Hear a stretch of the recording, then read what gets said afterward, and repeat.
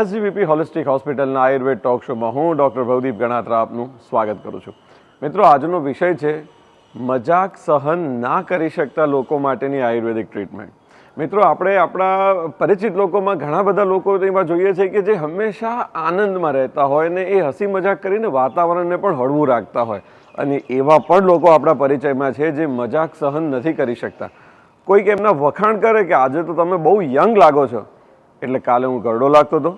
એ તરત એનો પ્રત્યાઘાત એટલો ભયાનક હોય કે હળવી મજાકને પણ ગંભીર સ્વરૂપ આપી દે, અને એનાથી એ વ્યક્તિનું સ્વાસ્થ્ય તો બગડે જ છે, પણ એની સાથે જોડાયેલા લોકોનું માનસ સ્વાસ્થ્ય પણ ડગમગી જતું હોય છે.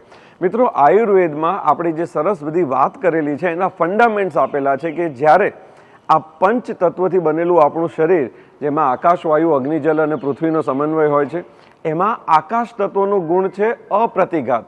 મતલબ કોઈ પણ વાતને, કોઈ પણ વિષયને એ સરળતાથી એની સાથે જોડાય, પણ એનો પ્રતિઘાત બિન આવશ્યક રીતે આપતા નથી.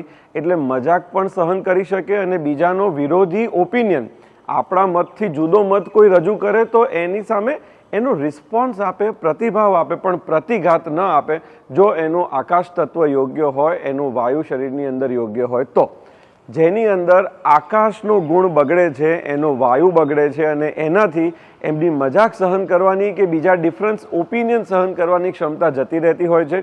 આયુર્વેદ કન્સલ્ટિંગની અંદર અમે એનું ડિટેલ ઇવેલ્યુએશન કરીને નક્કી કરીએ છીએ કે ભાઈ એમાં શેના કારણે આ શરીરની અંદર અને મનની અંદર ભરાવો થયો છે, અને શેના કારણે આકાશ તત્વ બગડ્યું છે, અને એની ટ્રીટમેન્ટમાં હળવો ગરમ પ્રવાહી આહાર, આયુર્વેદની અમુક દવાઓ અને આયુર્વેદ પંચકર્મની અમુક ચિકિત્સા, ક્યારેક વિરેચન ચિકિત્સા, ક્યારેક બસ્તી ચિકિત્સા, કે ક્યારેક જરૂર પડે તો શિરોધારા ચિકિત્સાથી એના વાયુ ઉપર કામ કરીને આકાશ તત્વના અપ્રતિઘાત ગુણને પુનઃસ્થાપિત કરવાનો પ્રયાસ કરતા હોઈએ છીએ. અને આ સાથે એની સત્વાવજય ચિકિત્સા પણ હોય છે.